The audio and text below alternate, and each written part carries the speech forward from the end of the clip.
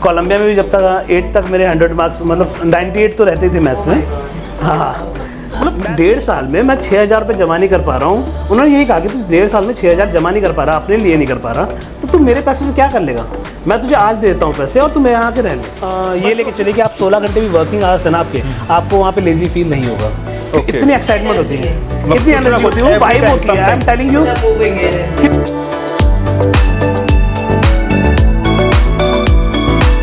Welcome back to our podcast the Colombian show. तो आज हम बात करने वाले हैं about life and its struggles and we are going to talk about entrepreneurship journey. We will be talking about travel and little bit about tech. So we have a very dear friend Pramod with us today. Let's start today's episode. How are you doing, Pramod? I am doing very good. और आप कैसे हैं? Very good, yeah. बहुत ही बढ़िया, बहुत ही बढ़िया. तो शुरुआत करते हैं पहले क्वेश्चन से एंड हमारा आज का पहला क्वेश्चन आपसे स्कूल के बारे में ही है, क्योंकि हम आज लाइफ के बारे में बात कर रहे हैं एंड कहीं ना कहीं लाइफ की जर्नी स्कूल से ही शुरू होती है. और हम कनेक्टेड भी वहीं से हैं. यस, वहीं से कनेक्टेड हैं. एग्जैक्टली. तो पहले हम स्कूल की ही बात करते हैं, तो अपने स्कूल की लाइफ के बारे में कुछ बताइए कि कैसा था आपका वो टाइम. यार स्कूल की लाइफ तो हम लोगों ने साथ बिताई है, बहुत फन था. और मैं कहूँ जो मेरे को दोस्त मिले हैं स्कूल टाइम पे वो आज तक हैं. हमने स्कूल आई थिंक आप लोगों ने 2009 में ड्रॉप किया, क्लियर किया था. मैंने शायद अपना कंप्लीट किया था 2007 में. मैं आफ्टर 10th में निकल गया था. And I feel very lucky कि मुझे वहाँ के जो दोस्त मिले हुए हैं वो आज तक मेरे दोस्त हैं. That's the beauty of it. Exactly. जो स्कूल लाइफ होती है वैसी लाइफ और वैसे दोस्त वैसे मूवमेंट आप कहीं और एंजॉय कर ही नहीं सकते. आप बिल्कुल ट्राई भी करेंगे तब भी नहीं हो सकता. ये नेचुरल है practically. So this is about school. Okay. Next I would like to ask you, जैसे स्कूल खत्म होता है, हम लोग अपने करियर में आगे बढ़ते हैं, प्लान करते हैं और कुछ लोग जॉब स्टार्ट कर देते, तो आपका वो क्या जर्नी रहा था? How did you start and क्या चैलेंजेस आपने फेस करे थे? तो व्हेन वी से चैलेंजेस, मेरे था थोड़ा सा इशू ये था कि हमारी फाइनेंशियल कंडीशन फादर की उतनी अच्छी नहीं थी बिकॉज ऑफ द 2006 रिसेशन. मेरे फादर का बिजनेस था, वो ड्रॉप हो गया.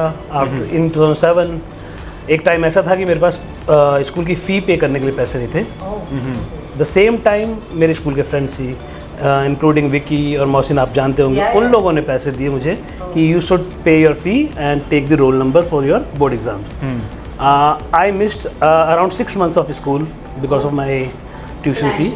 फाइनेंशियल कंडीशन अराउंड 10th है ना? इन 10th ओनली, मतलब 10th क्लास. हाँ 10th क्लास में. क्लास. उसके बाद फिर आई वाज होपलेस, मतलब कि होगा नहीं होगा, क्या होगा लाइफ में पता नहीं. But same time we have dear friend Priyank as well. He taught me कि तू पढ़ मेरे पास आके. उसके घर पे जाता था. ही इज इन जीवन पार्क, आई थिंक अभी भी जीवन पार्क में रहता है. मेरे घर से पास था, मैं साइकिल लेके उसके घर जाया करता था, मैं पढ़ाई किया करता था 10th के टाइम पे. Mohsin is a very dear friend, Bamdev. तो हम लोग 10th की क्लास में हम मोहसिन के यहाँ रहते थे. प्रियंक, मैं, बामदेव और मोहसिन और उसके छोटे भाई. और प्रियंक हमें पढ़ाता था हम सबको. तो वो फेज बहुत अच्छा रहा. और ऑल्दो एनी हाउ मैंने 10th क्लियर कर ली. बट जो जिंदगी के जो चैलेंज थे वो शुरुआत उनके उसके बाद हाँ, हुई. कहीं उसके बाद जब स्कूल पार शुरू किया हुई, हमने. क्योंकि घर वालों को बहुत एक्सपेक्टेशन थी कि बिकॉज हम लोग मिडिल क्लास से आते हैं, मुझे उस स्कूल में अफोर्ड करने के लिए पापा के पास इतने पैसे भाई कहीं ना नहीं कहीं थे. आप तो मतलब मुझे याद है कि बचपन में ब्राइट थे पढ़ाई में. मतलब you were a bright student. बचपन में लाइक गुड है ना? हाँ, मैं प्रैक्टिकली होते होते सिचुएशन ऐसी आ गई कि 8th क्लास में आई थिंक मैं थोड़ा सा इधर उधर हो गया. मैंने थोड़ी सी दोस्ती यारी, जो लोकल फ्रेंड्स भी थे वो थोड़ा यंग एज में हर चीज़ एक्साइट करती है. पूरा डायरेक्शन लेस हो गया. Yes exactly. तो वो चीज़ें बहुत मूव कर गया. मैं थोड़ा गलत राहों पे चल गया, यू कैन से, जो कि उस एज में नहीं होना चाहिए बंदे को उन चीज़ों में. आपकी मासूमियत जो जिंदगी का स्ट्रगल है, अगर हम स्ट्रगल की बात करें आपकी लाइफ में, मतलब एक जो हम बात करें लाइफ स्ट्रगल के बारे में, तो वो लाइफ का स्ट्रगल कब शुरू हुआ? क्या वो स्कूल लाइफ में ही शुरू हो गया था या स्कूल से मतलब पार करने के बाद, 18+ होने के बाद? मतलब आप कब से काम कर रहे हैं? मतलब इनिशियली देखो, स्ट्रगल जैसी चीज़ मतलब बहुत हैवी वर्ड है. द थिंग इज कि जब मैं 8th में था वो वही फन टाइम लगता था, क्योंकि मैं दोस्तों के साथ एंजॉय कर रहा हूँ. वो मुझे इंजॉयमेंट लगती थी. ऑल्दो अब मुझे लगता है कि उस वे में नहीं होना चाहिए था मुझे. सेम वे अब लेट्स अस्यूम मैं जो 8 से लेके 10 तक का टाइम था, मैं अपना फन टाइम ही इंजॉय कर रहा था, बट वो नहीं करना था मुझे. आफ्टर 10th स्ट्रगल ये था कि मुझे फाइनेंशियल कैसे मैनेज करने हैं। तो I start working on a cloth shop, फिर एक मोबाइल शॉप। तो आपने छोटी मोटी जॉब से बहुत किया क्योंकि बिकॉज आई वाज नॉट 18, जिंदगी चलती रहे। हाँ, आई वाज नॉट 18, तो मैं एक सिंपल, उस टाइम पे मोबाइल का बहुत बूम था और मेमोरी कार्ड वगैरह, चिप्स वगैरह, चाइनीज फोन भी शुरू हुए थे उस टाइम पे आना। Exactly. स्पीकर वाले 8 speaker 9 speaker, boom boom music बजना उसके अंदर। और लकीली मेरे साथ ये था कि मेरे सबसे एल्डर ब्रदर है, उनका साइबर कैफे था। Okay. I was expert in computer, memory card, internet and बचपन ऑल से ही एग्जैक्टली टेक्नोलॉजी में था। जिस टाइम पे हमें पता था कि कंप्यूटर होता है क्या, एग्जैक्टली, आप तो उसमें वो घुस चुके थे। मैं घुस चुका था क्योंकि 2 महीने वो प्रैक्टिकली जाके मैं वहाँ बैठता था। तो वहाँ से लर्निंग बहुत हो गई मुझे कि कैसे सॉन्ग्स डाउनलोड करते हैं, कैसे इंटरनेट यूज़ करते हैं, किस तरीके से सेव होता है और टाइपिंग करके था उस टाइम पे। मुझे याद है बहुत सारी हमेशा बैन होती थी आपकी वेबसाइट्स, फिर रीइनिशिएट होती थी, बहुत सारी आती रहती थी। सेम वे में उसके बाद फिर मेरे को एक मोबाइल शॉप पे जॉब मिल गई, जहाँ पे उन लोगों को कंप्यूटर चलाना बिल्कुल नहीं आता था। मैं वहाँ पे कंप्यूटर एक्सपर्ट था। ओके। दे यूज्ड टू पे me around 2500 rupees per month.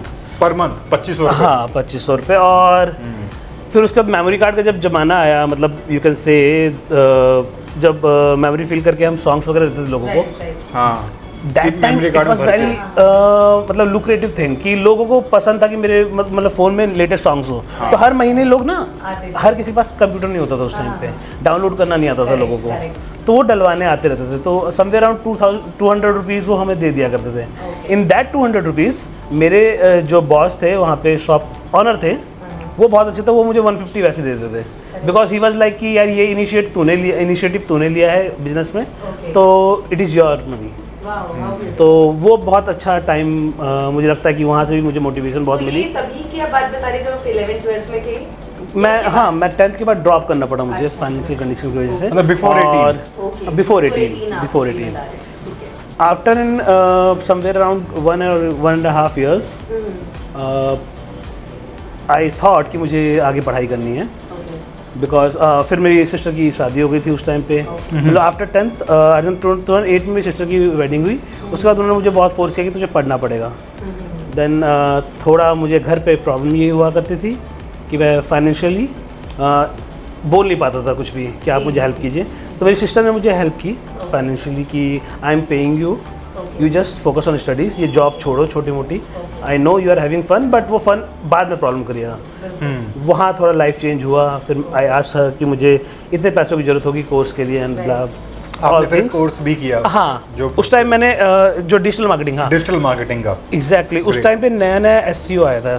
SEO is, और ये आज से 15-16 साल पहले की बात है। 15 साल तो हो गए हैं इस बात को। हाँ तकरीबन एग्जैक्टली बताऊँ तो मैं 16 साल, हाँ 16 साल 2007 से लेके चले। ऑर्कुट और फेसबुक के टाइम की ना। फेसबुक अभी भी है, पर ऑर्कुट था उस टाइम ऑर्कुट था। इंस्टाग्राम नहीं आया था, व्हाट्सएप भी नहीं आया था उस टाइम पे। तो व्हाट्सएप नहीं आया था, निम्बस ऐप आया करता था चैट हाँ के जी, लिए। Nimbus chat messenger. Nimbus app आता था क्योंकि ब्लैकबेरी में शायद ब्लैकबेरी चैट आता था, वो बहुत कॉस्टली था, आपको इंडिविजुअल रिचार्ज कराना पड़ता था। इवन व्हाट्सएप भी जब नया आया था, 2012 कब आया था कुछ, और वो सिर्फ आईफोन में आया था, पहले एंड्रॉइड में आया नहीं था और पेड था। जो भी था मतलब मुझे इतना पता है पेड कि धीरे धीरे, ये बहुत पहले की बात है। एग्जैक्टली ये वो टाइम की बात है जब वोडाफोन हच था। हाँ। और उसमें 35 रुपये का आता था मैसेज कार्ड, जिसमें 350 मैसेज मिलते थे आपको। बहुत। तो ये उस दौरान, उस जमाने की बात है, एक तरीके से ना नॉस्टैल्जिया।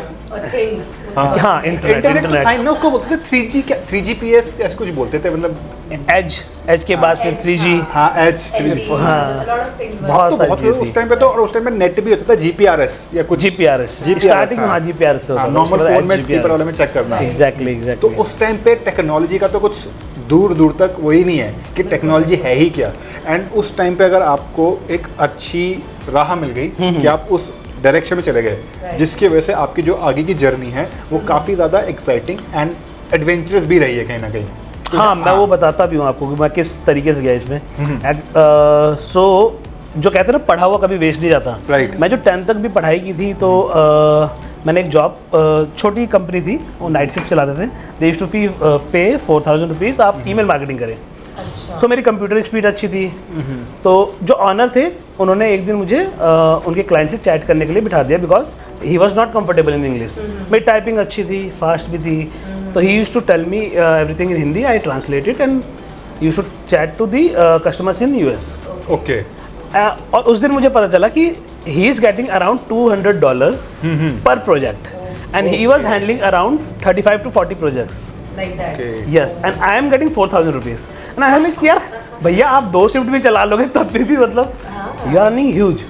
तो then I click कि यार ये जो मैं कर रहा हूँ इसका कितना मतलब फ्यूचर हो सकता है और कितना आगे revenue स्कोप generate कितना है इसके अंदर? Exact. और ये एक छोटी कंपनी है जो $200 चार्ज कर रही है, जो कि हम एक हाउस कंपनी थी, एक घर के अंदर छोटा सेटअप कर का हम 5 लोग आते थे, मार्केटिंग करते थे, उसके बाद आपका मॉर्निंग में दूसरी शिफ्ट आती थी जो कि SEO काम करती थी। तो सेम वे में जब मेरी सिस्टर ने पूछा कि तुझे पढ़ना क्या है, तो आई सेड कि मुझे SEO का कोर्स करना है प्लस मुझे अपनी 12th कंप्लीट करनी है, बिकॉज इन फ्यूचर मुझे ग्रेजुएशन करनी होगी तो मुझे बेस चाहिए।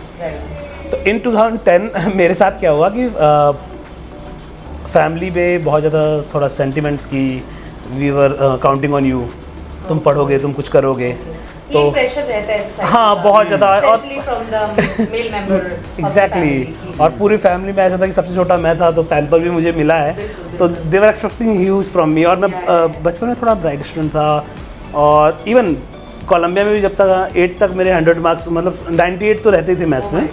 हाँ मैथ्स में, तो मैथ्स की टीचर मुझे पता है थोड़ा सा वो बहुत प्यार करती थी। बात द थिंग इज, हाँ आप डिक्शनरी वाले थे सर, आपसे कहा कंपटीशन करें, कंपटीशन हो रहा है। तो फिर द थिंग इज कि जो वो मतलब मैं कहाँ बता रहा था कि फैमिली के बारे में, तो जब आपके ऊपर वो एक आया कि हाँ कि मुझे कुछ उम्मीदें करना हैं, है, तो फिर मुझे लगा कि मैं 10th कर लेता हूँ। और उस एज में ना इतना ज़्यादा जोश होता है, मैंने साइंस ले ली और मुझे फिर मैंने ट्यूशन ली 2 महीने, मुझे रियलाइज हुआ मैंने क्या किया। तो वो गलती को करेक्ट किया आपने या नहीं? साइंस ले लिया, अब एग्जाम देने पड़ेगा क्योंकि आपने तो सबमिट कर दिया ना। NOS में क्या होता है, जो मैंने एग्जाम दिया था आपको सेलेक्ट करना पड़ता है सब्जेक्ट, आप सेलेक्ट करके आपने सबमिट कर दिया आपकी, अब बुक्स आ गई हैं, आपको पढ़ना पड़ेगा और आपको एग्जाम देने होंगे। एग्जाम देना पड़ेगा, मतलब या तो नेक्स्ट ईयर री-अप्लाई करो, फिर अप्लाई करो। तो आपने जो 12th है अपनी नॉन मेडिकल से करी थी क्लियर? बिकॉज मुझे नहीं पता था ये बात। नहीं शिवानी ऐसा नहीं है, यही स्टोरी। अच्छा, तो अभी पिक्चर बाकी है। हाँ एग्जैक्टली। तो 2009 में मैंने नॉन मेडिकल ले ली NOS से, क्योंकि घर पे ऐसा प्रेशर था, मैंने कहा कि मैं अब तो भैया पढ़ेंगे और कर देंगे सब कुछ। तो नॉर्मल ले ली जो नॉन मेडिकल ले ली, फिर उसके बाद फिजिक्स देखी, थोड़ी बहुत समझ आने लगी, केमिस्ट्री देखी, बिल्कुल समझ नहीं आ रही। अब ऐसी सिचुएशन हो गई थी, अब करूँ तो करूँ क्या। अब घर वालों के सामने भी नहीं बोल सकते कुछ भी। फिर मैंने घर पे बात नहीं की, भैया ने कहा था आप ट्यूशन पढ़ने जाओ, वहाँ की फीस वो देखेंगे।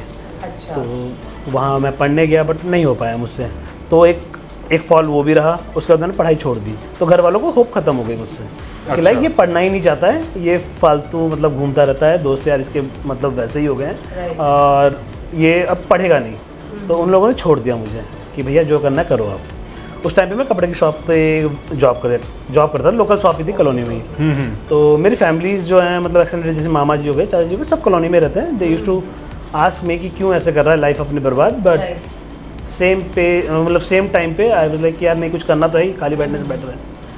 फिर 1 साल हो गए, फिर मुझे रियलाइज़ हुआ कि मेरे दोस्त पढ़ रहे थे। एक इंसिडेंट ऐसा हुआ कि मेरा एक फ्रेंड विक्की, आप लोग जानते हैं, वो शॉप पे आया था मॉर्निंग में मिलने के लिए मुझसे ऐसे, और मैं उस टाइम पे झाड़ू लगा रहा था क्योंकि जॉब करते हैं तो आप सारे काम करते हैं। और मुझे एकदम से जब वो आया तो ही ग्रीटेड मी वेल, और मैंने उसको देखा जिसने झाड़ू फेंक दी। एंड आई वाज लाइक यार, फिर फेंकने के बाद और मेरे जो ऑनर थे उन्होंने बहुत अच्छे ग्रीट किया, मतलब अच्छा नूडल्स वगैरह मंगाए। उस टाइम पे जब उस एज में क्या पसंद था, समोसे, नूडल्स और कोल्ड ड्रिंक पी ली।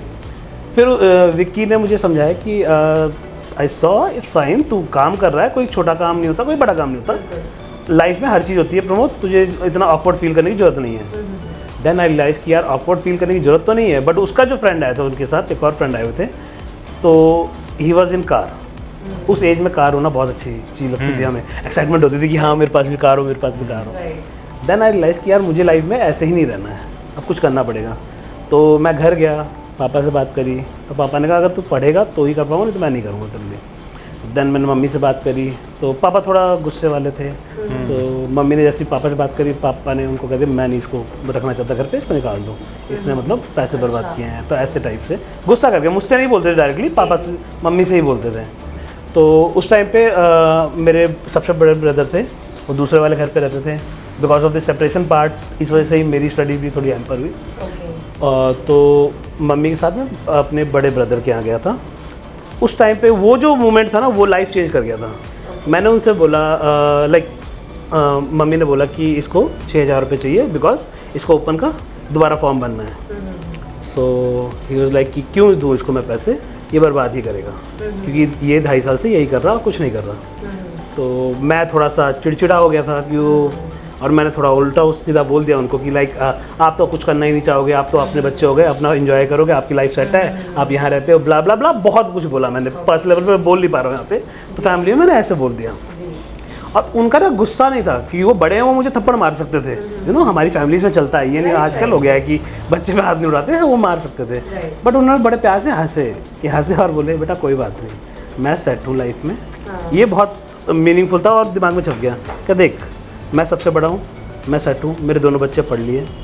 उस टाइम पे उनके बच्चे एक 10th में था, एक 12th में था, और वो मेरे बच्चे पढ़ लिए, मैं सेट हूँ। अब तेरा जो है ना लाइफ बर्बाद तो खुद की कर रहे हैं, सब मैरिड है, सिस्टर की भी मैरिज हो गई है, फैमिली में बस तू बचा हुआ है। आज कोसना चाहता है मुझे कोस ले, कोसना मीन्स यू नो कि ग्रजेस निकाल रहा है एंड ऑल, ब्लेम डाल दे। हाँ ब्लेम डाल रहा है, मेरे डाल ले, माँ बाप पे डाल ले, माँ बाप और 20-30 साल और जिएंगे, ब्लेम डालता रही हो, हम लोग तो सेट हैं, माँ बाप नहीं रहेंगे तो कौन तुझे पूछेगा। And that hit me like कि यार हाँ सही में मैं कर क्या रहा हूँ। उन्होंने मुझसे सिंपल सा क्वेश्चन पूछा, तेरे को कितने पैसे चाहिए? मैंने कहा 6,000 रुपये। कर कितने टाइम से काम कर रहा है? मैं कहा 1.5 साल से। कितने पैसे मिलते हैं? मैं कहा 4,500 रुपये। तेरे 6,000 जमा नहीं हुए तेरे से 1.5 साल में?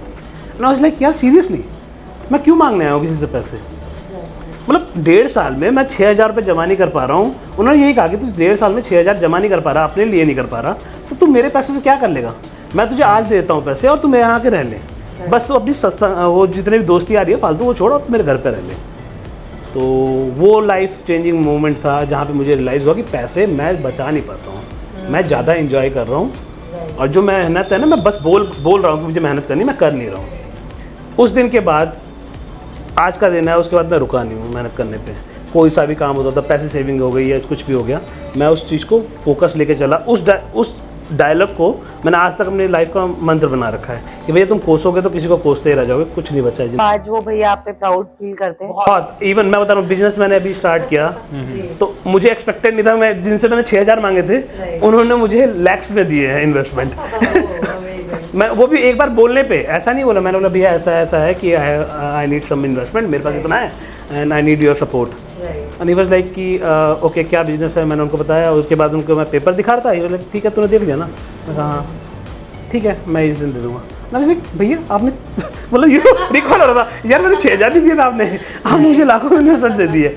तो वो वाली चीज़ है, देखते हैं कि क्या क्या आपने कर लिया अचीव अपने थ्रू आउट लाइफ में। मैं उस टाइम पे ऐसी था कि मेरे को आप ध्यान नहीं रहो, गूज़बम्स आ रहे हैं मुझे, इसलिए आ रहे हैं कि मुझे वो रिकॉल हो रहा है कि यू नो मैं अभी 3 साल पहले उनसे जब पैसे मांगने गया, उन्होंने बेझिझक बोल दिया। मैं उनको हाथ पेपर दिखाते थोड़ा काँप रहा था कि मैं भी मना कर देंगे यार, और मैं कहाँ से अरेंज करूँगा, बैंक लोन लूँगा या जो भी करूँगा। हाँ ही वाज लाइक कि ठीक है। और हम लोग कहाँ गली के बाहर बात कर रहे थे, ये भी नहीं कहीं मीटिंग कर रहे कुछ कर रहे हैं, बस मेरे को एक अकेला स्पेस मिला जहाँ भैया अकेले थे और मैंने उनसे पूछा और ही वाज लाइक कि हाँ ठीक है कोई बात नहीं।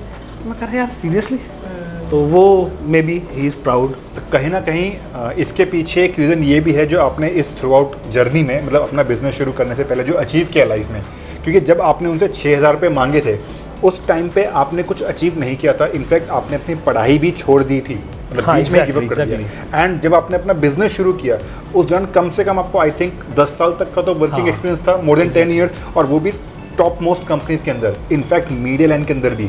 तो वो सब दिखता है लोगों को कि भाई इसने कितना काम किया है, पैसा जोड़ा, खुद से घर बनाया, गाड़ी ली, सब कुछ अपने दम पे किया, तो वो चीज़ दिखती है और कहीं ना कहीं उसका भी इम्पैक्ट होता है। तो बिफोर मैं वहाँ तक पहुँचूँ, आपकी जो एक बिजनेस जर्नी है एंटरप्रेन्योर वाली, उससे पहले जो आपने जॉब कर रखी है बहुत जगहों पे इंक्लूडिंग मीडिया लाइन, थोड़ा सा उसके बारे में बताइए कि कैसे आपकी जर्नी रही जॉब की, जो आपने एक प्रीमियम कंपनीज में जॉब कर रखी है मीडिया लाइन के अंदर, उसके बारे में बताइए। सो इनिशियली मैंने जब फर्स्ट जॉब की थी वो एक रोहिणी में छोटा सेटअप था, there I work for I think 9 months. उसके बाद मैंने एक कंपनी ज्वाइन की, आपने किया एसईओ के अंदर, digital SEO, yes SEO, search engine optimization कहते हैं उसको। उसके बाद मेरी जॉब लग गई जनकपुरी में, कॉम्पेयर इन्फोबेस लिमिटेड, काफ़ी बड़ी कंपनी थी उस टाइम पे, उसकी 7 ब्रांचेस हुआ करती थी world wide, including London, US, Kolkata, Mumbai और दिल्ली में शायद 2 ब्रांचेस थी। तो ये बहुत बड़ी कंपनी हुआ करती थी, हमारे लिए ड्रीम हुआ करती थी एसईओ कंपनीज के। एसईओ के जो कैंडिडेट्स थे उनके लिए ड्रीम कंपनी थी, क्योंकि इनके पास इन हाउस प्रोजेक्ट्स होते थे, अपनी वेबसाइट्स थी इनके पास, इंक्लूडिंग आप सुनते होंगे maps of world, maps of India, आपने शायद सुना होगा, और बहुत सारे लव कोड्स की वेबसाइट होती थी इनकी, नौकरी की वेबसाइट होती थी। तो it was a dream for us जो SEO कैंडिडेट्स होते हैं कि उस कंपनी में जाना।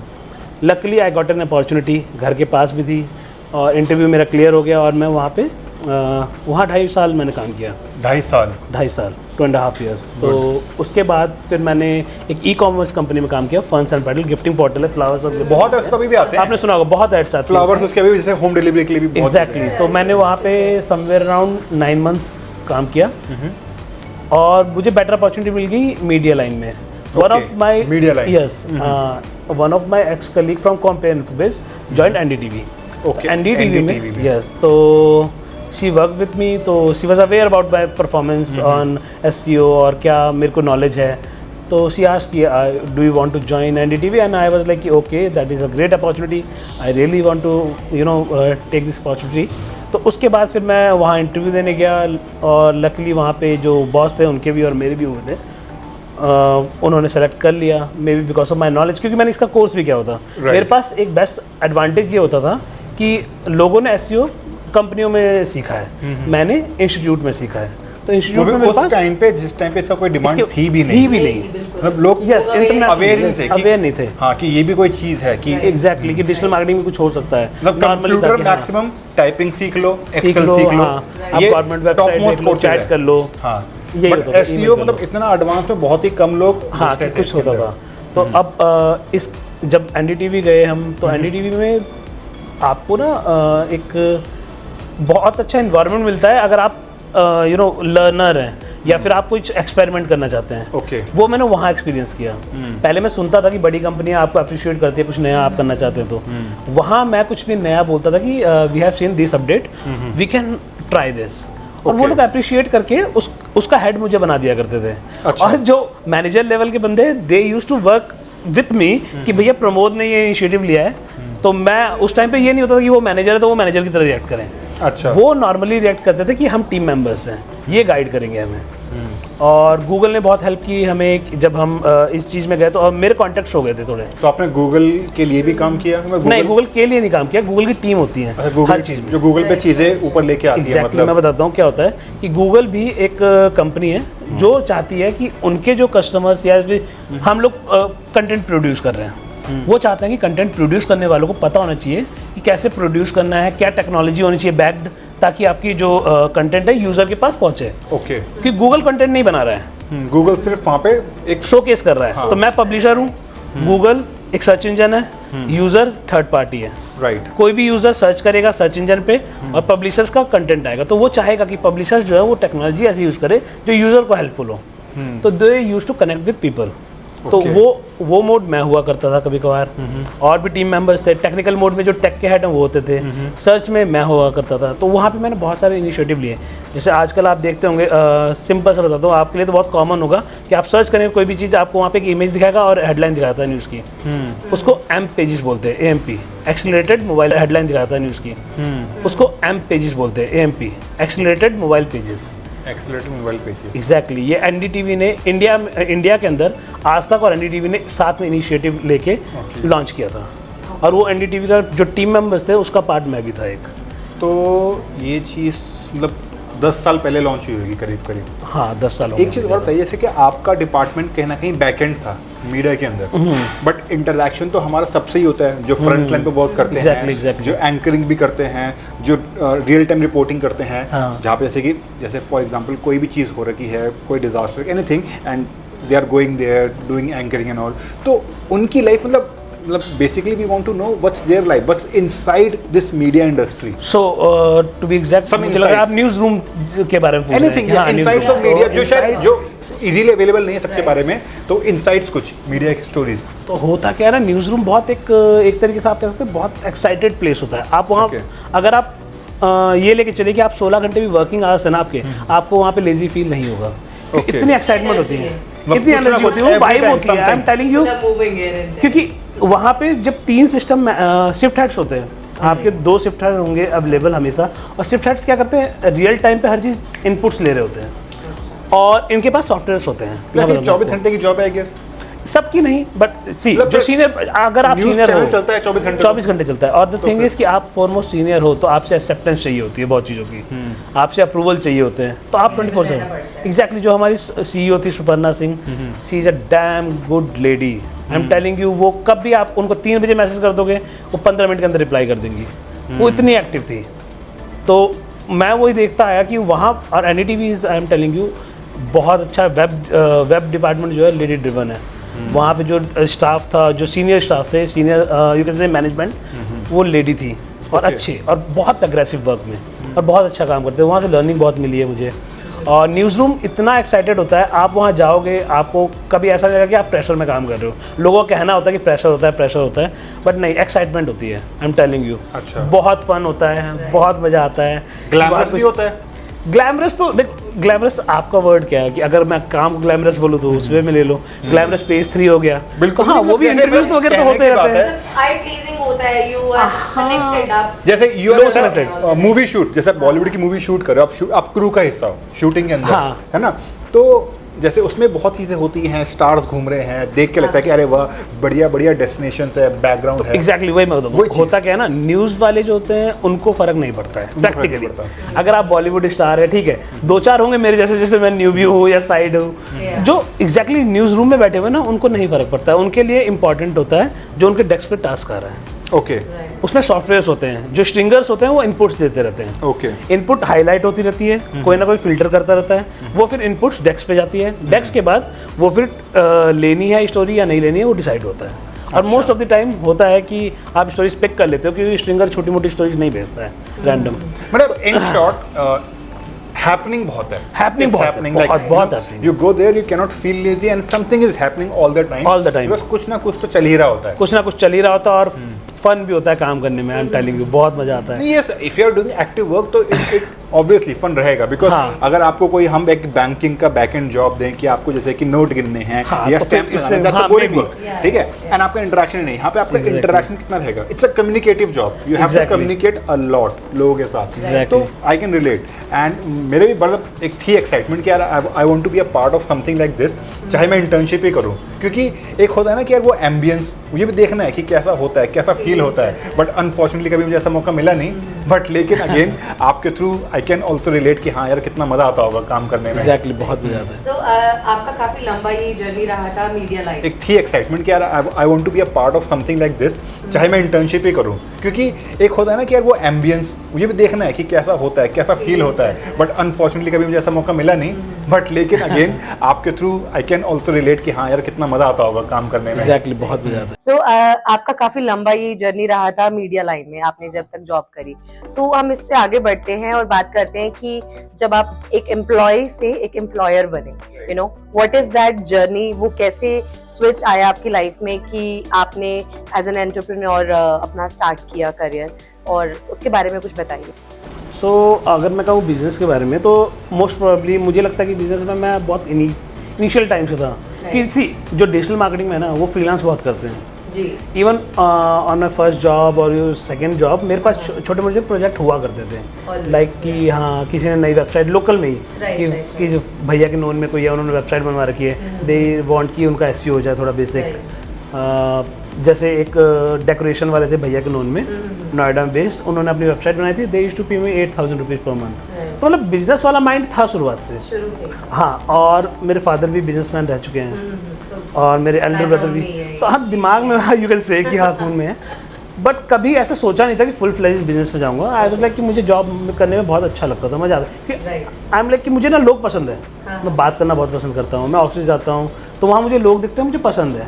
मे भी मुझे लगता था कि मैं बिजनेस करूँगा तो मैं बहुत ज़्यादा इंट्रोवर्ट हो जाऊँगा या फिर मैं ब्लॉक रहूँगा, लोग सर्कल छोटा हो जाएगा, सर्कल छोटा हो जाएगा, फिर मुझे बॉस ही रहना पड़ेगा, थोड़ा सा बात करना पड़ेगा, और मुझे क्या करना है मुझे समझ, मतलब मुझे लग रहा था कि डिफरेंस रखना पड़ेगा एम्प्लॉयर्स के साथ, क्योंकि आप उनको पे कर रहे हो तो एग्जैक्टली थोड़ा डिफरेंस। उसके बाद फिर मतलब मैंने सोचा नहीं था। फिर although I was earning good job plus freelance में, तो बिजनेस वाला मोड था।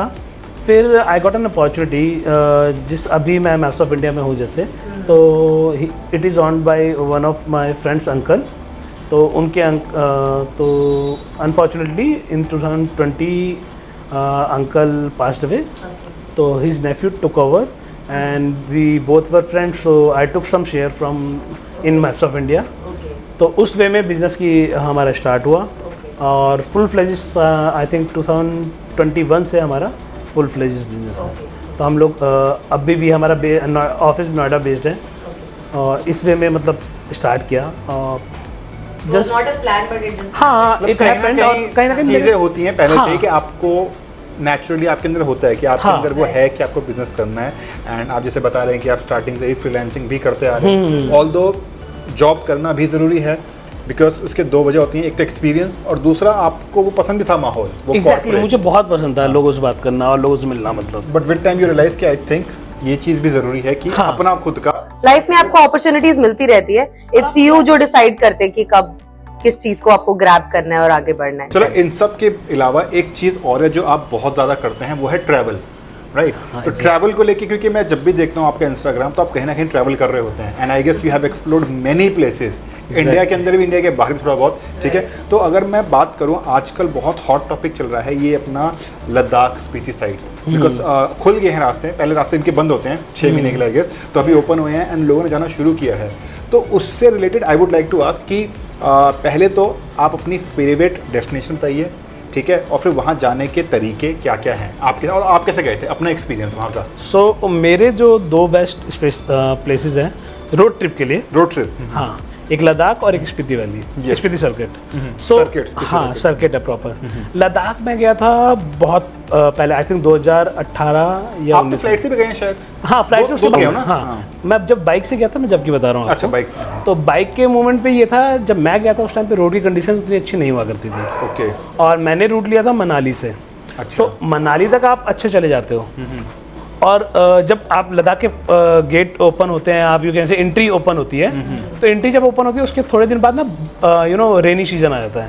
अच्छा, तो लद्दाख में रेन नहीं होता है, इट्स हाँ ड्राई, बट आप जब रास्ते से जा रहे हैं तो आपको बहुत स्ट्रगल करना पड़ता है। तो मैंने जब चूज़ किया था तो मैं मनाली से गया था और मनाली पे जाते ही बहुत बारिश हो रही थी। That time I took a tempo to Ladakh जिसमें मैंने अपनी बाइक लोड की और उन्होंने मुझे सारचू ड्रॉप किया। सारचू जब मिड पॉइंट, सारचू, हाँ, लद्दाख जाते हुए सारचू ड्रॉप किया। वहाँ स्नोफॉल थी, मतलब यू नो स्नोफॉल तो क्या पूरी बर्फ़ ही जम रही थी, फॉल कम थी पर बर्फ़ जमी हुई थी। तो दे सेड कि इससे आगे नहीं जाएंगे, वहाँ मुझे ड्रॉप किया। वहाँ टेंट्स थे, लकीली मुझे मिल गया एक टेंट, थोड़ा कॉस्टली होता है वहाँ। आप अगर लद्दाख कोई जा रहा है तो उसको बता दूँ कि आप ये आइटनरी बुक करके चलें, जो ऐसी प्लेसेस हैं जहाँ पे isolated places you can say, जैसे सारचू इज़ आइसोलेटेड प्लेसेस, वहाँ पे कम प्रॉपर्टीज़ हैं, पब्लिक के लिए भी ओपन है, तो ऐसे शॉप्स नहीं मिलेगी आपको बस होटल्स या टेंट जो होते हैं, हाँ बहुत लिमिटेड रिसोर्सेज हैं। तो आपको वो सोच के जाना पड़ेगा कि आपको स्टे करना है वहाँ पे। तो एक तो आप अपने सामान लेके जाएं या फिर आप बुकिंग करके जाएं। ओके, और मेरे साथ वो ये हुआ था कि मैंने बुकिंग नहीं की थी। अच्छा। मैंने मनाली बुक किया था और मनाली के बाद जब बहुत बारिश होने लग गई, बाइक नहीं जा सकती थी, तो I thought I took tempo to Ladakh ले। तो फिर उस केस में ये हुआ कि जो टेम्पो था ही ड्रॉप मी कि भैया सारचू तक ही जा पाएंगे, आगे नहीं जा पाएंगे।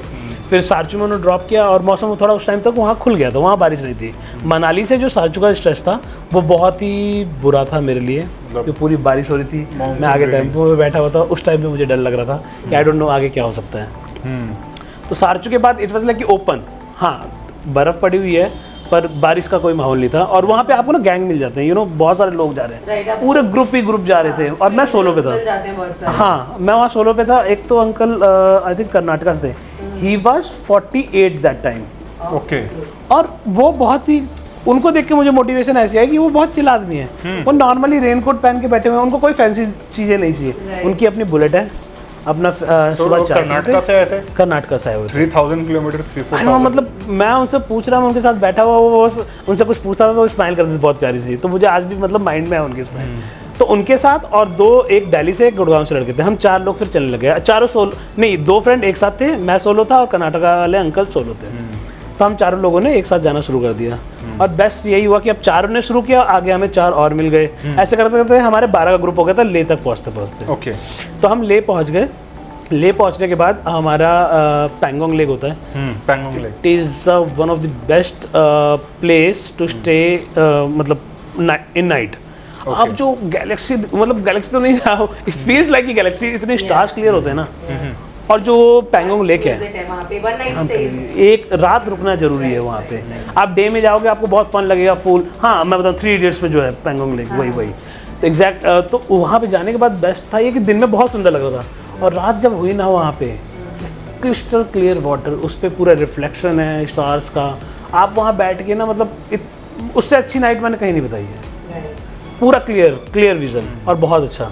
फिर पैंगोंग हो गया, तो पैंगोंग एक्चुअली ले से थोड़ा दूर है, तो आपको नाइट स्टे के लिए ही जाना पड़ता है।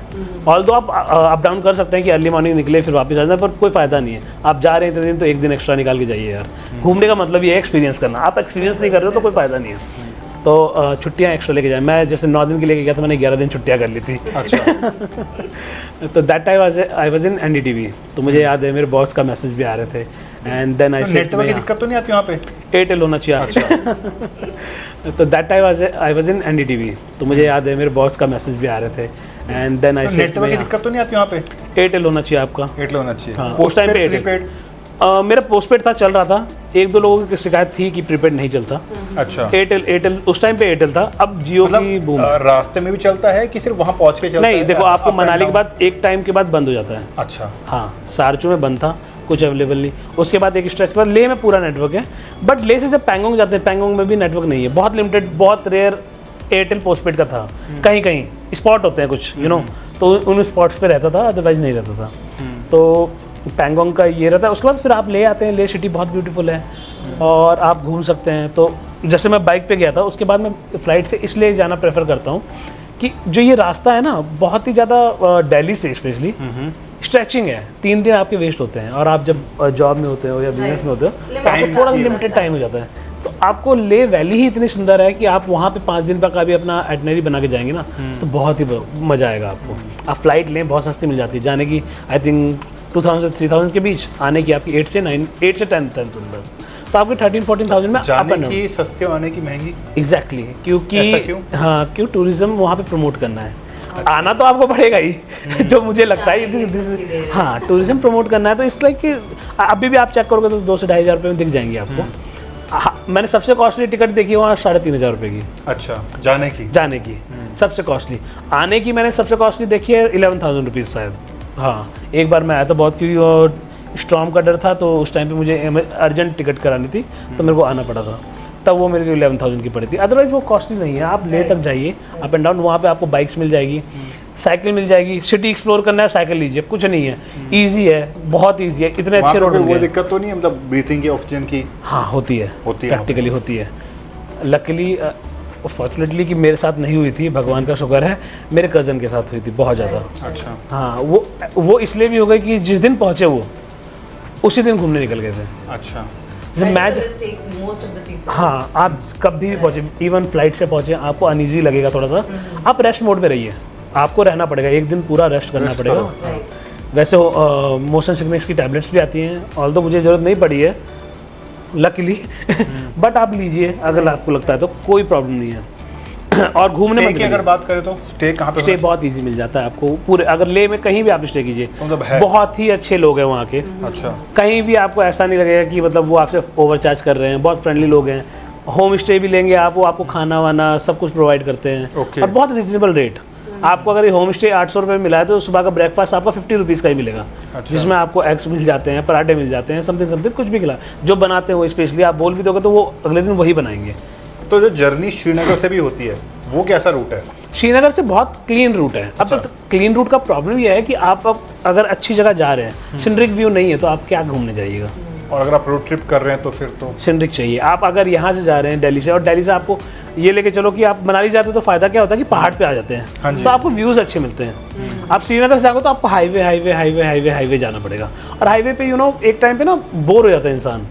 मेरे जैसा इंसान ज़्यादा हो जाता है, आई डोंट नो सबका, बट मेरे जैसा इंसान बहुत बोर हो जाता है कि भैया हाईवे ही चला जा रहा है, मैं 200 किलोमीटर से चलता ही रह रहा हूँ। तो यार लद्दाख जैसे आपने बताया पूरा का पूरा लेह के बारे में, स्पीति जो सर्किट है जो आपने बताया था, आप वहाँ भी गए हैं एंड वो आपके टॉप 2 डेस्टिनेशन में आता है, तो उसका भी सेम ही है सब कुछ कि उसमें डिफरेंस है कुछ?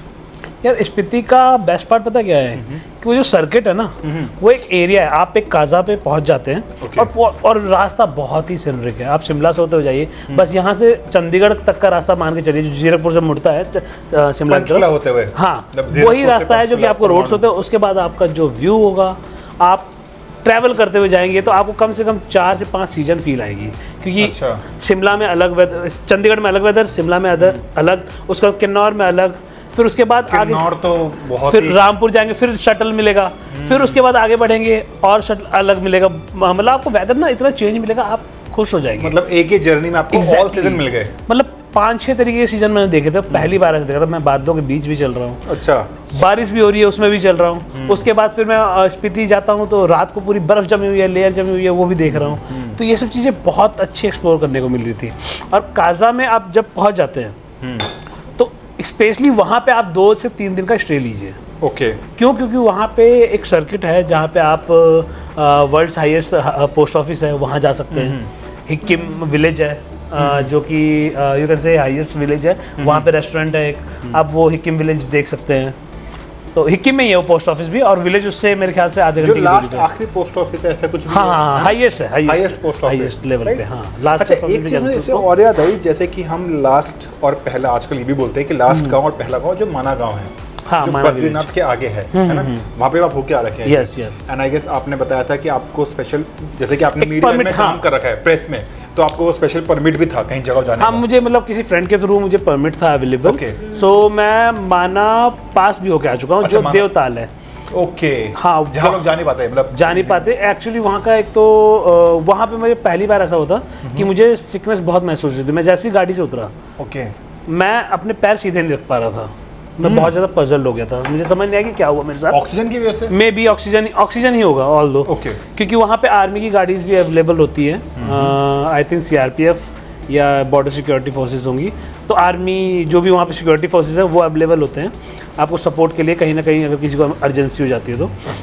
मैं जब वहाँ देवताल पे उतरा तो वहाँ पे कुछ ग्रुप भी थे जो कि आई थिंक आर्मी फोर्सेस से ही थे। वो लोग भी घूमने आए हुए थे, वो लोग कंफर्टेबल थे, मे बी उन्होंने अडेप्ट कर रखा था वो एटमॉस्फेयर। मैं जैसे उतरा, हम 4 दोस्त थे, उसमें से एक कंफर्टेबल था बिकॉज ही वॉज लोकल, और जो हम 3 थे उसमें से मैं थोड़ा बहुत, मतलब यू कैन से 50% फील हो रहा था कि मैं ठीक हूँ, 50% आई वाज लाइक कि मैं नहीं मूव कर सकता। One of my friend car से बाहर ही नहीं निकल पाया, ही वॉज स्लीपिंग, कि बहुत ही ज़्यादा उसको प्रॉब्लम हो गई। और एक जो फ्रेंड थे वो बाहर निकले थे, वो जब वापस आए तो उनसे मतलब रुका नहीं गया, वो फिर लेट, मतलब यू नो रेस्ट मोड में आ गए थे। रेस्टलेस बॉडी होगी बस, बहुत ज़्यादा। और आई एम टेलिंग यू, वहाँ पे ऐसा लग रहा था कि मुझे सांस लेने में बहुत ज़्यादा मेहनत करनी पड़ रही है। और पर एक्साइटमेंट भी थी, बहुत हाई एल्टीट्यूड पे है। High altitude. और वॉमिट भी होती कुछ ऐसे तो ना? वॉमिट तो एक्चुअल नहीं हुई थी हम लोगों को, बट जब खाना खाने बैठे वहाँ से वापस हम 2 घंटे पीछे आए। एक कैंप एरिया था, वहाँ पे हमने थोड़ी हेल्प ली, मेडिसिन वगैरह की, तो उन्होंने हेल्प की फोर्सेस ने कि आप यहाँ आ सकते हैं। तो थोड़ा बहुत खाने के लिए हमने हेल्प मांगी, तो उन्होंने हमें चॉकलेट्स दी कि ये चॉकलेट्स उनको अवेल होती होंगी, जो ऐसे भी उन्होंने हमें चॉकलेट्स दी कि ये आप एनर्जी के लिए चाहिए होगी आपको। और एक फ्रेंड को भूख लगी थी तो हमने पूछा उनसे, तो उन्होंने कढ़ी चावल ऑफर किए थे। उस फ्रेंड ने जब थोड़ा बहुत खाया तब उसको फील होने लगा कि उसको वॉमिट जैसा फील हो रहा है। ऐसा होता भी ना कि आपकी बॉडी को चाहिए होती है ऑक्सीजन कहीं ना कहीं, मुझे लगता है डाइजेशन के लिए भी, क्योंकि अगर आपकी वॉमिट जैसा फील हो रहा है। ऐसा होता भी ना कि आपकी बॉडी को चाहिए होती है ऑक्सीजन कहीं ना कहीं, मुझे लगता है डाइजेशन के लिए भी, क्योंकि अगर आपकी बॉडी में कमी ऑक्सीजन की ना, आप खा नहीं सकते, आपकी एपेटाइट कम होगी। क्योंकि मतलब even I went to Kedarnath, तो वहाँ पे जैसे कि मुझे भी फील हुआ, जैसे मुझे दिक्कत थोड़ी सी ब्रीथिंग की है, साइनस की है, तो आई फेल्ट कि हाँ मुझे थोड़ा इशू आ रहे हैं सांस लेने में। एंड मेरी जो खाने की वो थी, जैसे कि सबने डिनर किया, सबने 3-3 रोटियाँ खाई, मेरे से 1-2 घड़ा खाया, मैं से खाया ही नहीं गया, मैं मन नहीं किया खाने का, क्योंकि होता नहीं कि वो चबाने की हिम्मत नहीं हो रही, मन करे बस सो जाओ, रेस्ट कर लो, वो क्योंकि बॉडी पचा ही नहीं पा रही है। और कहते भी है कि आपको खाना कम ही खाना चाहिए, क्योंकि आपकी बॉडी में वैसे भी मात्रा कम है ऑक्सीजन की, तो अगर आप ऑक्सीजन अपनी बॉडी में डाइजेशन में वेस्ट कर दोगे तो आपको और अजीब लगेगा। तो लाइट ही खाओ, बस थोड़ा ड्रिंक कर लो, जितना पानी, गर्म पानी पी लो, कुछ और पी लो, चॉकलेट्स गुड एग्जांपल, कि चॉकलेट अच्छा होता है, एनर्जी देती है। तो दीस आर द थिंग्स, मतलब whenever you go to a places with high altitude, I think आपको इसका ध्यान रखना बहुत जरूरी होता है, क्योंकि ये है कॉमन, मतलब आप चाहे कितने भी हेल्दी हों, फिट हों, अगर आपकी बॉडी में कम होगी ऑक्सीजन तो ये दिक्कत कॉमन है कहीं ना कहीं। अभी हम लोग बात कर रहे हैं, आप इतना ज़्यादा ट्रैवल कर चुके हैं, Ladakh, Spiti and multiple places हम लोग देखते रहते हैं आपको इंस्टाग्राम पे भी। तो मैं थोड़ा सा पूछना चाहूंगी कि ट्रैवल करना कितना जरूरी है लाइफ में, you know how that motivates you to go ahead in life. Shivani, जो आपने क्वेश्चन पूछा बहुत ही सही पूछा है, और मैं तो मतलब सच कहता हूँ कि हर किसी को ट्रैवल करना चाहिए। और जब मेरे पास मतलब जब मैं इतना अफोर्ड नहीं भी कर पाता था तब भी मैं ट्रैवल किया करता, ट्रेन से हमने जर्नी की है। इवन आप धार्मिक प्लेसेस ले लो, जैसे वैष्णो देवी जाना भी हो गया, आप जाएंगे, अलग से एनर्जी है आपके पास। इसलिए मेरे ख्याल से जितने भी आप, मुझे लगता है जो पर्सनली जैसे केदारनाथ आप गए, ये ऐसे एक्सट्रीम जगह पे हैं जहाँ पे यू फील गुड, आपको पॉजिटिव वाइब्स आती हैं। आप अगर ट्रैवल करते हो, मुझे लगता है vacation is the best medication. Doctor से बोलता है कि हवा पानी चेंज करो। वंस यू गो समवेयर, चाहे वो स्पिरिचुअल हो, धार्मिक हो, चाहे वो एडवेंचर हो, आप जाके पैराग्लाइडिंग करो, बंजी जंपिंग करो, स्पोर्ट्स करो, राफ्टिंग करो ऋषिकेश जाके, या आप गोवा जाओ, इनफैक्ट क्या आप कन्याकुमारी जाओ, go any places. Exactly, the moment you change your हवा पानी, आपका माइंड ना रिफ्रेश होता है। जो नेगेटिविटी होती है, जो आपको और बीमार करती है कहीं ना कहीं, क्योंकि हम शारीरिक तौर पे बीमार हैं बट मानसिक बीमारी हमारी एक जगह पर रह के बढ़ती है। मेंटल ब्लॉकेज एंड जब कहीं जाते हैं तो हमें थोड़ा लगता है कि हाँ हमारा माइंड रिलैक्स हो रखा है एंड बहुत ही हमें अच्छा फील होता है। एटलीस्ट दी स्टार्ट फीलिंग पॉजिटिव, क्योंकि हम वो एक जोन से बाहर आ गए नेगेटिव। तो again vacation is a kind of medication, चाहे आप कैसे भी वेकेशन लो। तो travel is very very important to you, to him, to me as well, and I guess to everyone. और सबको करना चाहिए टाइप्स ऑफ ट्रैवल, किसी को शायद बीचेस पसंद है, किसी को माउंटेन, किसी को शायद धार्मिक स्थान। राइट, सोचिए मत, बहुत सोचते हैं लोग, निकल नहीं पाते। या और आप प्लान करने के चक्कर में भी बहुत चीजें मिस कर देते हैं। आप प्लान भी मत, a lot of times planning fails. मैं अभी बता रहा हूँ, जो अभी मेरा वेडनेसडे बीर का प्रोग्राम था, मेरा प्रोग्राम नहीं था। I was in office, 4th को रिजल्ट आ रहा था। मैं one of my friend was like कि कहीं घूमने चले, मैंने कहा कि हाँ चल सकते हैं। तो उसकी बीर की टिकट्स हो रखी थी, तो ही सेड कि हाँ चलना है। मैंने कहा ओके, और 4 बजे हमारा डिसाइड हुआ, 8 बजे की बस है। और मैं चल दिया। बीर तो उसको बोलते हैं ना कि बीर से सबसे अच्छी वो होती है पैराग्लाइडिंग। हाँ, पैराग्लाइडिंग। तो यार पैराग्लाइडिंग एक्सपीरियंस कैसा रहा आपका? बहुत अच्छा रहा है पैराग्लाइडिंग एक्सपीरियंस। तो मैंने पहले भी की हुई है, ऑल्दो वो तो हमने शायद साथ में की थी रोहतांग में। हाँ, रोहतांग पास जब गए थे, सोलांग वैली था शायद, रोहतांग से वापस आते हुए। सोलांग वैली की तरफ हम जा रहे थे, पर रोहतांग से नीचे हमने हाँ, रोहतांग से की थी। हाँ, जब हम पूरा घूम के आए थे। तो स्पेशली मुझे क्या लगता है कि जिस चीज़ में ना थोड़ा मतलब यू नो जहाँ रिस्क फैक्टर लगता है, डर भी लगता है, उस चीज़ को ट्राई करना चाहिए। बट ऐसा नहीं कि इतना भी रिस्क ले लो आप। आप वो ट्राई करो जो मतलब जहाँ पे आपको सेफ्टी मेजर्स हो पूरे, मतलब एडवेंचर हो, कोई मॉनिटर करने वाला। बट बीर का पैराग्लाइडिंग स्पॉट काफी फेमस है, और आई थिंक सिक्योरिटी वाइज भी they take care of everything. तो एक आध हफ्ते पहले कोई इंसिडेंट हुआ था। आई वाज मतलब somebody told me कि one of the girl fell down, fell down, और the you can say कि क्रैश हो गया, कुछ हुआ, I don't know, I'm not sure, क्योंकि किसी के मुंह से सुना था। I was not sure, किसी से मतलब न्यूज़ नहीं मिली। तो वो भी एक है कि अगर आप जा रहे हैं तो वहाँ पे आप सर्टिफाइड लोगों से ही। बीर में तो इनफैक्ट कुछ टाइम पहले एशिया का कंपटीशन भी हुआ था शायद, मुझे ध्यान में सुना था। लर्निंग है एक्चुअली, कंपटीशन भी होते हैं पैराग्लाइडिंग के, मतलब पूरे एशिया के, बीर के अंदर ही। एंड मतलब पूरे मतलब ऑल ओवर इंडिया से भी आते हैं, बाहर से भी आते हैं। मतलब इनफैक्ट मैंने देखा है कि ऑस्ट्रेलियंस भी आते हैं यहाँ पैराग्लाइडिंग करने के लिए, बिकॉज उसका जो लैंडिंग पॉइंट है ना, बेस्ट पार्ट क्या है बीर का, तो बीर इज अ स्मॉल विलेज जो कि 1 से 1.5 किलोमीटर में खत्म चंबा में ही है। हाँ, सो कांगड़ा क्रॉस करके। हाँ, कांगड़ा मतलब चंबा में आता है, डिस्ट्रिक्ट कांगड़ा आता है वो। Okay, so the thing is कि जब आप वहाँ देखते हैं उसका जो लैंडिंग पॉइंट है ना, और वहाँ सनसेट है, वो इतना अमेजिंग है, आप खुश हो जाएंगे वहाँ सनसेट देख के। सूरज की बाहों में अब है ये जिंदगी। और लैंडिंग पॉइंट बहुत ही बड़ा स्प्रेड है, जैसे हमने रोहतांग में की थी। रोहतांग का लैंडिंग पॉइंट वाज लाइक कि एक स्क्वायर टाइप से, सर्कल टाइप था, गार्डन सा था। ये बहुत ही बड़ा ग्राउंड है, जो कि अगर आप देखोगे तो इट सीम्स लाइक कि कोई राइट से आ रहा है, कोई लेफ्ट से आ रहा है, कोई सेंटर से आ रहा है, कोई ऊपर से आ रहा है, बहुत सारे। और सनसेट के टाइम पे भी ना वो ग्लाइडर्स आ रहे होते हैं। अच्छा। और जो आ रहे होते हैं और सनसेट हो रहा होता है, क्या व्यू होता है, आपको देखना चाहिए लाइफ में। एक बात को तो आप सनराइज पर्सन है sunset? Both you can say. Both, क्योंकि मैंने डाला था एक जगह पे। बोथ डिपेंड करता है कि कहाँ से उग रहा है, कहाँ डूब रहा है। एग्जैक्टली, ज्यादातर हमें सनसेट ही मिलता है कहीं ना कहीं। हाँ, गोवा में आपको सनसेट मिलेगा। एग्जैक्टली, बट मैं बता रहा हूँ ओली, जैसे जोशीमठ जाते हैं आपने होटल व्यू अच्छा ले रखा, तो आपको सनराइज इतना प्यारा मिलेगा। उसका एक डिफरेंस तो क्या आपको, यार आप ये देखो कि अगर आप इंडिया के ईस्टर्न साइड पे जा रहे हो, हाँ, तो ओली obvious- इस तरफ है, हाँ। तो वहाँ पे सनराइज Sunrise मिलेगा है। आपको। आप वेस्ट पे जाओगे सनसेट मिलेगा आपको। गोवा, मुंबई जितने सारे वेस्ट ये में पूरा आता है। western है। तो यहाँ पे आपको सनराइज अच्छा मिल ही नहीं सकता। एग्जैक्टली। जो जहाँ पे इंडिया खत्म हो रहा है, जैसे कि मैं वहाँ गया था भुज कच्छ में, हाँ। वो एकदम वेस्टर्न साइड पे है, तो वहाँ पे सनसेट ही मिलेगा आपको, सनराइज में इतना वो नहीं मिलता। नहीं मिलेगा आपको। तो डिपेंड करता है कि किस डायरेक्शन में जा रहे हो। डायरेक्शन में जा रहे हो। Right. So we have covered almost everything. Lastly, मैं आपसे पूछना चाहूंगी that I know that you are very fond of good poetry. So I have seen you posting multiple things. So आप बताइए अपने favorite poet के बारे में, और आपका क्या इंटरेस्ट है, आप पढ़ते हैं या लिखते भी हैं या आपको सुनने का शौक है? सी मोस्ट ऑफ द टाइम मुझे सुनने का और पढ़ने का दोनों का ही शौक है। और जॉन एलिया साहब उनसे बहुत डेवलप हुआ है। मतलब पहले इट वाज लाइक कि फन। जॉन एलिया साहब इज ओजी। हाँ मतलब कान पकड़ लेता हूँ उसका नाम लेने से पहले। आई एम सीरियसली, मतलब मैंने पहले पोइट्री पढ़ी है, फन वे में कर भी लेते थे, क्योंकि एक एज होती है आपकी सर्टेन, आप फन कर रहे हो तो हर चीज़ के लिए आप हर चीज़ एक्सप्लोर करते हो। वन ऑफ दिस मतलब ये फॉर्म जो था वो भी कर रहा था मैं देखने के लिए, कि थोड़ा बहुत लिख लिया करता था।